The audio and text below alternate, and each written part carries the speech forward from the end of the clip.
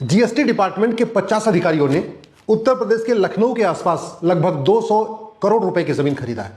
GST department के अधिकारी जिनका काम है जीएसटी को इकट्ठा करना, सरकार को देना, वो जीएसटी इकट्ठा करके सरकार को नहीं दे रहे थे, बल्कि जीएसटी के बदले कुछ लोगों से मिली भगत करके पैसा वहां कालाधन इकट्ठा कर रहे थे और वो पैसा उन्होंने लखनऊ के आसपास लगा दिया। दूसरी खबर राजस्थान से है, जहां ये एक पूरा नेटवर्क पाया गया है कि किस तरीके से फर्जी एफआईआर, फर्जी जो डॉक्यूमेंट है वहां पे डील क्या होती है।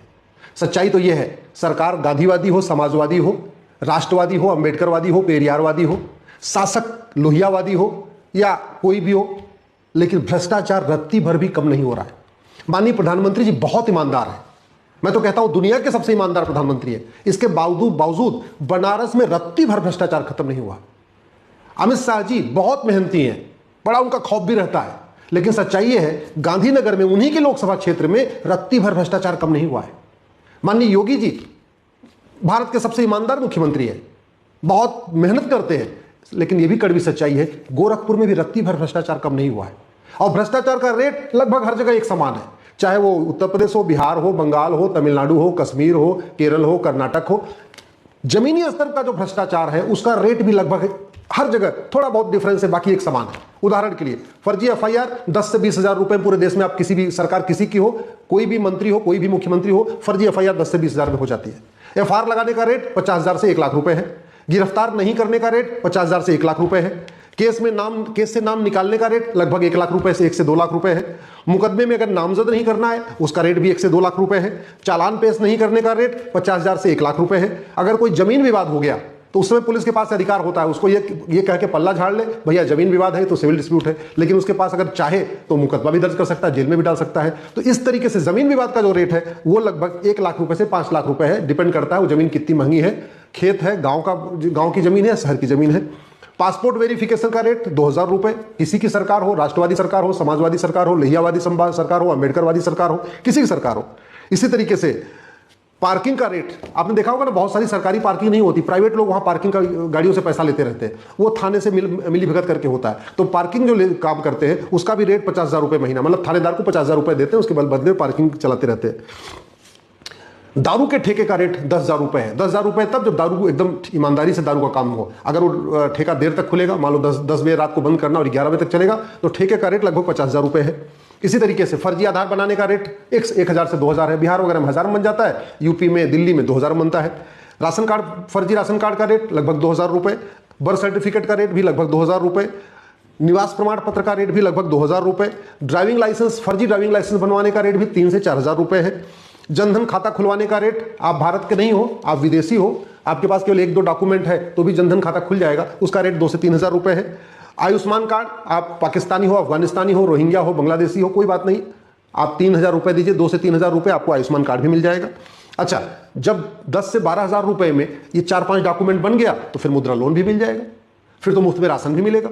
प्रधानमंत्री आवास, आप बांग्लादेशी हो, रोहिंग्या हो, कुकी हो, भारत विदेशी हो, कोई फर्क नहीं पड़ता, 10 से 15,000 रुपए खर्च करिए, प्रधानमंत्री आवास आपको पहले मिल जाएगा, बाकी लोगों को बाद में मिलेगा। ये कड़वी सच्चाई है और इसके समाधान के ऊपर चर्चा ही नहीं हो रही है। मैं बार बार कहता हूं, भारत में जो समस्याएं चल रही हैं वो शासक बदलने से ठीक नहीं होंगे। वर्तमान नेतृत्व हमारा दुनिया का सबसे ईमानदार, सबसे राष्ट्रवादी, सबसे मेहनती नेतृत्व है। इसके बावजूद चाहे वो लेखपाल हो, चाहे पटवारी हो, चाहे वो हवलदार हो, चाहे वो पेशकार हो, चाहे वो थानेदार हो, चाहे तहसीलदार हो, उसका भ्रष्टाचार कम नहीं हो रहा और आम जनता उसी के भ्रष्टाचार से परेशान है। सच्चाई ये है, दुनिया का सबसे ईमानदार नेतृत्व हमारा है, इसके बावजूद न घूसखोरी कम हो रही है, न कमीशनखोरी कम हो रही है, न जमाखोरी कम हो रही है, न सूदखोरी कम हो रही है। दुनिया का सबसे मेहनती, ईमानदार, राष्ट्रवादी हमारा नेतृत्व है, हमारे प्रधानमंत्री जी हैं, इसके बावजूद न नशा तस्करी रुक रही है, न हथियार तस्करी रुक रही है, न गौ तस्करी रुक रही है, न चंदन तस्करी रुक रही है, न मानव तस्करी रुक रही है। दुनिया में सबसे मेहनती और राष्ट्रवादी हमारी सरकार है, इसके बावजूद दुनिया में सबसे ज्यादा अपहरण, महिलाओं का अपहरण भारत में हो रहा है। हर साल लगभग 5 लाख बहन बेटियां गायब हो रही है। दुनिया में सबसे ज्यादा लफ्ज़ जिहाद भारत में हो रहा है। दुनिया में सबसे ज्यादा धर्मांतरण भारत में हो रहा है। दुनिया में सबसे ज्यादा घुसपैठिए भारत में रहते हैं। दुनिया में सबसे ज्यादा फर्जी डॉक्यूमेंट भारत में बनाया जाता है। दुनिया में सबसे ज्यादा पर्चा भारत में लीक हो रहा है। क्यों? क्योंकि सिस्टम नहीं बदला। शासक बदलने से भ्रष्टाचार, अपराध कम नहीं होता। जैसे डॉक्टर बदलने से बीमारी ठीक नहीं होती, बीमारी ठीक होती है दवाई बदलने से, वैसे शासक बदलने से भ्रष्टाचार कम नहीं होता, अपराध कम नहीं होता, अराजकता कम नहीं होती। उदाहरण के लिए सिंगापुर में XYZ कोई प्रधानमंत्री बन जाए, सिंगापुर में भ्रष्टाचार नहीं हो सकता, ड्रग कारोबार नहीं हो सकता। अमेरिका में XYZ कोई राष्ट्रपति बन जाए, अमेरिका में कोई जाके फर्जी वहां के डॉक्यूमेंट नहीं बनवा सकता। जापान में XYZ कोई प्रधानमंत्री बन जाए, जापान में ना कोई जासूसी करेगा ना गद्दारी करेगा। शिक्षा में इतना संस्कार है, कानून का तगड़ा खौफ है। दुर्भाग्यवश भारत में 75 वर्ष के बावजूद न हमने शिक्षा का भारतीकरण किया और न हमने कठोर कानून बनाए। न शिक्षा में संस्कार है, न कानून का खौफ है। इसलिए इनकम टैक्स डिपार्टमेंट वाले भी वसूली कर रहे हैं, GST डिपार्टमेंट वाले भी वसूली कर रहे हैं, टोल टैक्स वाले भी वसूली कर रहे हैं, बिजली विभाग के JEI एक्सियन भी वसूली कर रहे हैं, नगर निगम वाले भी वसूली कर रहे हैं। जो जिसको जहां मिल रहा है वही वसूली कर रहा है। और जमीनी स्तर पर थोड़ी भी वसूली कम नहीं हुई है, थोड़ा भी। मतलब ईमानदारों के लिए भारत में रहना मुश्किल है।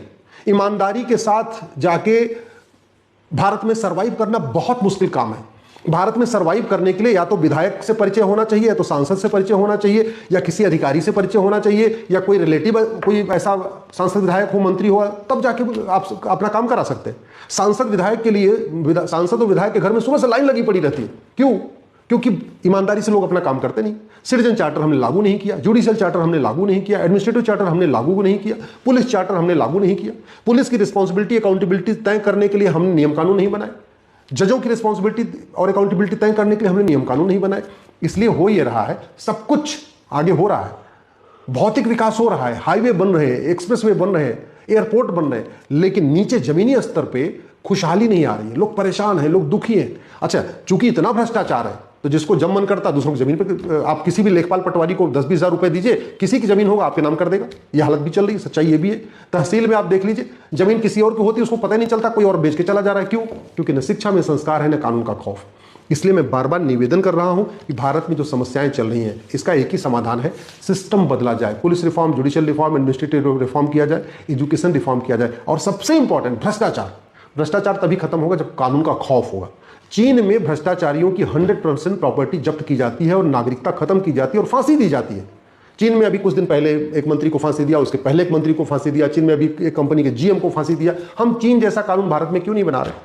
सिंगापुर में ड्रग कारोबार को जघन्य अपराध माना जाता है। सीधे सीधे अगर आप एक व्यक्ति के पास 1 किलो गांजा मिला था, सीधे उठा के फांसी दे दिया। यहां तो कुंटल गांजा मिल रहा, कोई फर्क ही नहीं पड़ रहा। क्यों? क्योंकि हमने कानून नहीं बदला। मैं पूछना चाहता हूं कि सिंगापुर जैसा नशा, जो ड्रग स्मगलिंग वाला कानून, उसको भारत में हम क्यों नहीं बना रहे? घुसपैठियों के खिलाफ अमेरिका जैसा कानून हम भारत में क्यों नहीं बना रहे? जासूसों और गद्दारों के खिलाफ जैसे जापान में कानून है, वैसा हम कानून क्यों नहीं बना रहे? हम दुनिया के बाकी देशों से एयरपोर्ट में तुलना करते हैं, हाईवे में तुलना करते हैं, बुलेट ट्रेन में तुलना करते हैं, बाकी तुलना करते हैं, दुनिया के हम सिस्टम्स के साथ तुलना क्यों नहीं कर रहे? एक जमाना था जब हमारा एजुकेशन सिस्टम दुनिया का सबसे अच्छा था, आज सबसे वर्स्ट है। एक जमाना था जब भारत की प्रशासनिक व्यवस्था दुनिया में सबसे अच्छी थी, आज की डेट में वर्स्ट है। एक जमाना था जब दुनिया में भारत का जुडिशियल सिस्टम दुनिया का सबसे अच्छा था, चाहे वो छत्रपति शिवाजी महाराज हो, चाहे राजा विक्रमादित्य हो, चाहे रानी अहिल्याबाई होलकर हो। कैटेगरी थी जस्टिस विद इन आवर, 1 घंटे के अंदर न्याय, जस्टिस विद इन डे, 1 दिन के अंदर न्याय। तीसरी category justice within week, 1 सप्ताह के अंदर न्याय। चौथी कैटेगरी थी एक्सेप्शनल केस में जस्टिस विद इन मंथ, 1 महीने में न्याय होता था। और आज जस्टिस विद इन डिकेड भी नहीं हो रहा है, 1 डिकेड में भी नहीं हो पा रहा, 2 डिकेड, 3 डिकेड, मतलब 1 दशक, 2 दशक, 3 दशक, 4 दशक चलना पड़ रहा है। क्यों? ऐसा क्यों हो रहा है?